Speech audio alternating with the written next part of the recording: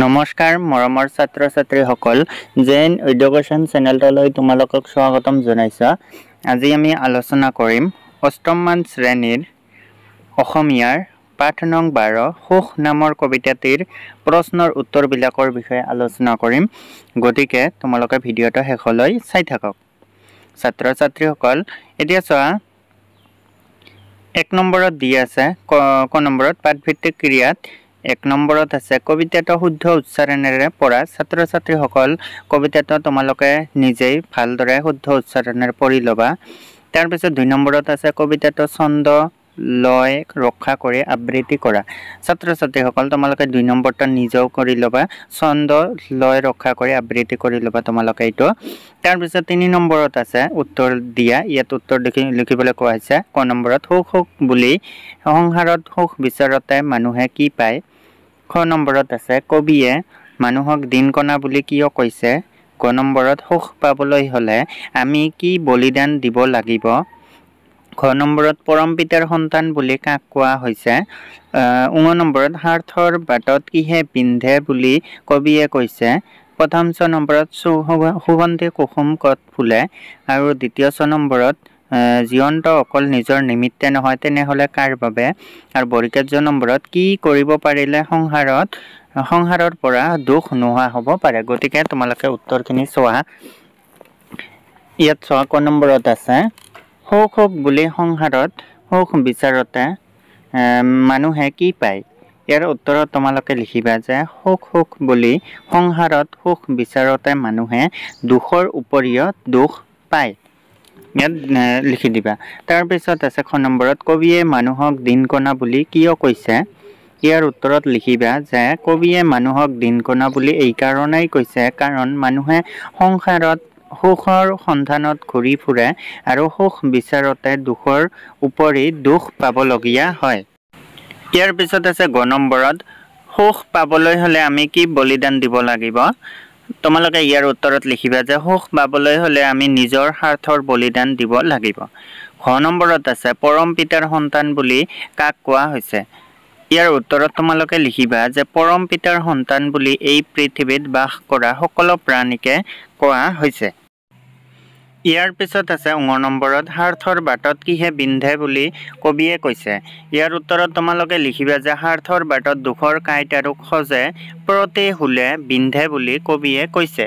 ইয়াৰ পিছত আছে প্ৰথম 6 নম্বৰত সুগন্ধি কুসুম কত ফুলে। ছাত্ৰ ছাত্ৰীসকল তোমালোকে ইয়াৰ উত্তৰত লিখিবা যে সুগন্ধি কুসুম নিস্বাৰ্থৰ বাটত ফুলে। ইয়াৰ পিছত আছে দ্বিতীয় 6 নম্বৰত জীৱন্ত অকল নিজৰ নিমিত্তে নহয় তেনেহলে কাৰ বাবে। তোমালোকে ইয়াৰ উত্তৰত লিখিবা যে জীৱন্ত অকল নিজৰ নিমিত্তে নহয় এই পৃথিৱীত বাস কৰা আন মানুহ তথা জীৱকুলৰ বাবেও এই জীৱন। তাৰপিছত বৰ্গীয় 1 নম্বৰত কি কৰিব পাৰিলে সংসাৰৰ পৰা দুখ নোহোৱা হ'ব। গতিকে ইয়াৰ উত্তৰত তোমালোকে লিখিবা যে কেৱল নিজৰ কথা নাভাবি আনৰ হকে ত্যাগ কৰিব পাৰিলে আৰু আনৰ হিতৰ হৈ কাম কাজ কৰিব পাৰিলে সন্তোষ লাভ কৰিব পৰা যাব।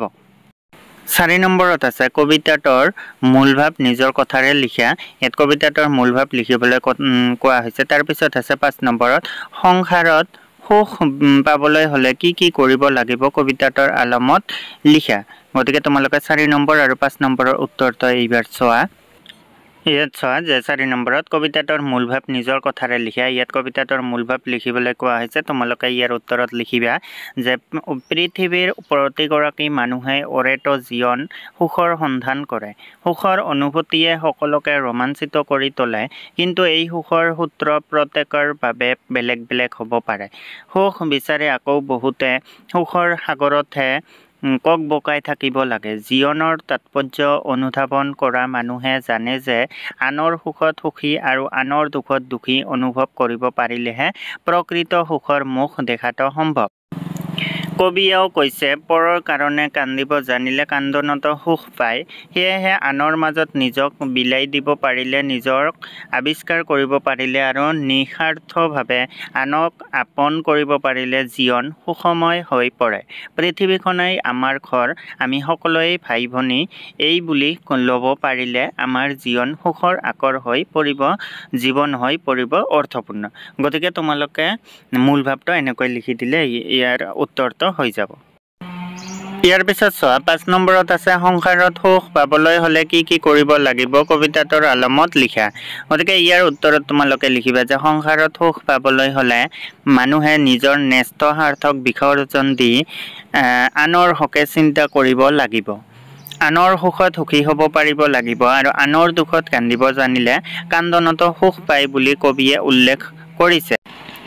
এই পৃথিৱীত বসবাস কৰা সকলো নৰ-নাৰীয়েই এক পৰম পিতাৰ সন্তান। গতিকে বিশ্বৰ সকলো নৰ-নাৰীকে নিস্বাৰ্থ প্ৰেম কৰিলে এই সংসাৰ সুখেৰে পৰিপূৰ্ণ হৈ পৰিব। সেইবাবে আমি বিশ্ব প্ৰেমৰ বান্ধোনেৰে বান্ধ খাই সকলোকে ভাই ভনী বুলি গণ্য কৰা উচিত। গতিকে তোমালোকে 5 নম্বৰৰ উত্তৰখিনি এনেকৈ লিখি দিবা। ছাত্ৰ-ছাত্ৰীসকল এইবাৰ 6 নম্বৰত আছে তলৰ শব্দবোৰৰ অৰ্থ, শব্দ সম্ভাৰ আৰু অভিধান চাই লিখা। ইয়াত শব্দ সম্ভাৰ আৰু অভিধান চাই লিখিবলৈ কোৱা হৈছে।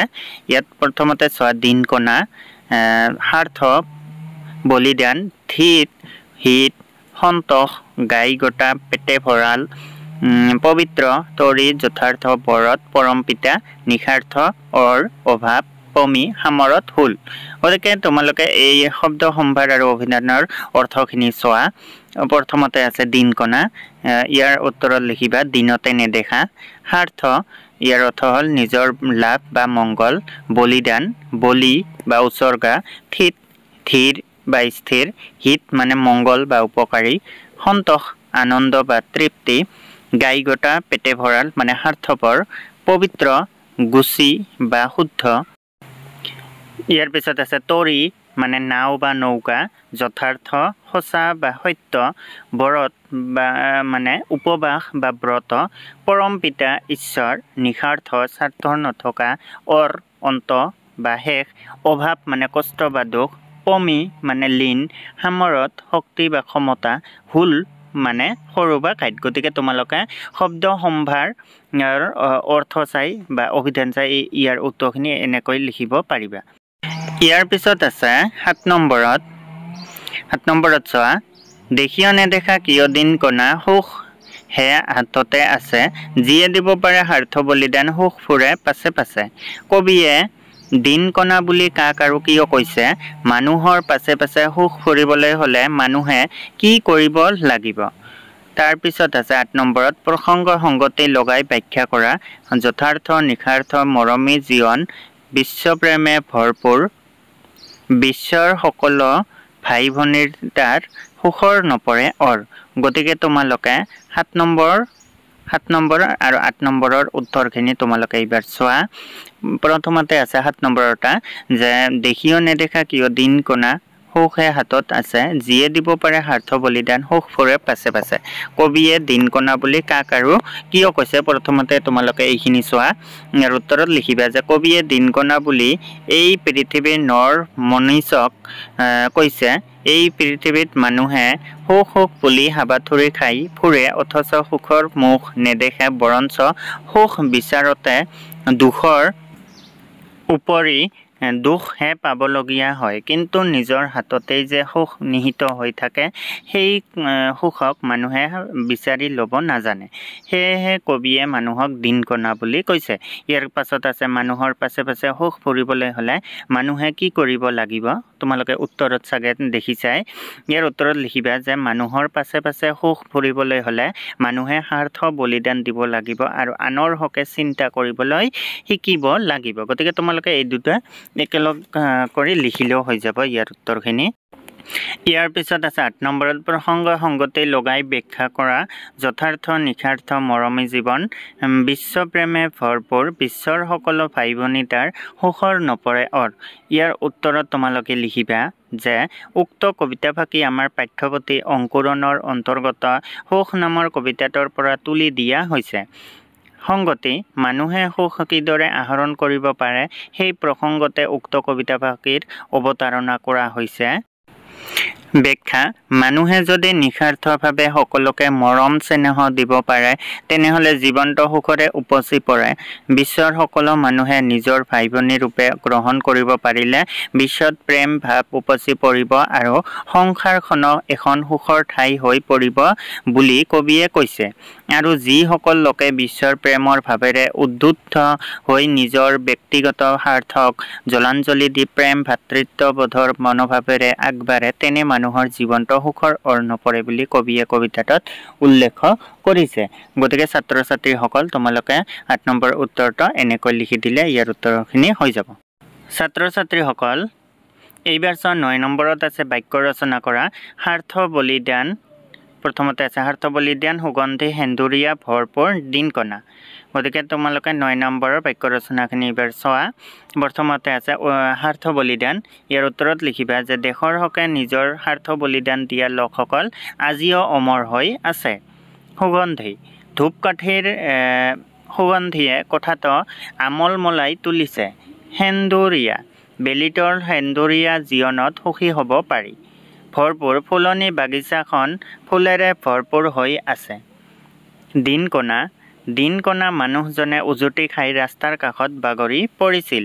এইবাৰ 10 নম্বৰত আছে কবিতাটোত থকা জুৰীয়া শব্দ কেইটা বিচাৰি উলিয়াই বাক্য সাজা।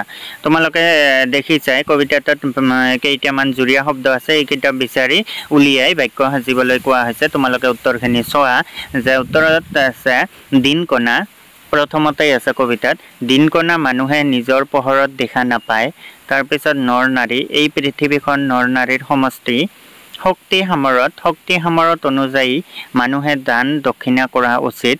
ভাই ভনী যদু আৰু হিয়া দুয়ো ভাই ভনীয়ে একেলগে স্কুললৈ অহা যোৱা কৰে।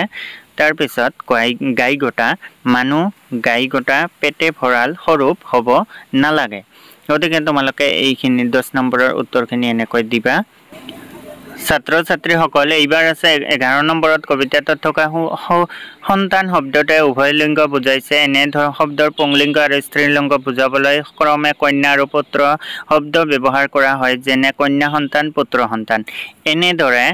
একেদৰে কিছুমান শব্দৰ লিংগ পৰিৱৰ্তন কৰিবলৈ হ'লে মতা মাইকী শব্দ ব্যৱহাৰ কৰা হয়, যেনে মতা মানুহ মাইকী মানুহ।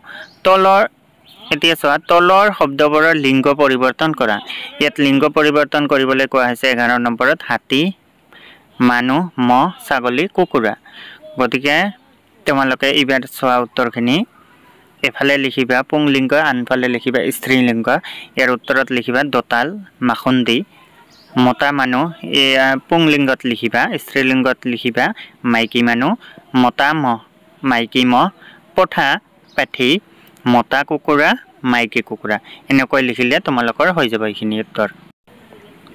ছাত্ৰ ছাত্ৰীসকল এইবাৰ 12 নম্বৰত আছে নিশাৰ্থৰ বাট সেন্দুৰীয়া আলি সুগন্ধি কুসুম ফুলে। সেন্দুৰ শব্দটোত ইয়া প্ৰত্যয় যোগ হৈছে সেন্দুৰীয়া হৈছে, যেনে সেন্দুৰ যোগ ইয়া সেন্দুৰীয়া। তেনেদৰে তলৰ শব্দ কেইটাৰ প্ৰত্যয় ভাঙি দেখুওৱা। ধুলীয়া তেলীয়া কপটীয়া পাহাৰীয়া সেউজীয়া নগৰীয়া। গতিকে ইয়াত চোৱা সন্ধি লগাব কৈছে, সন্ধি ভাঙি দেখুৱাব কৈছে। ইয়াত প্ৰথমতে আছে ধুলীয়া ঢল যোগ ইয়া ধুলীয়া। তেলীয়া তেল যোগ ইয়া তেলীয়া।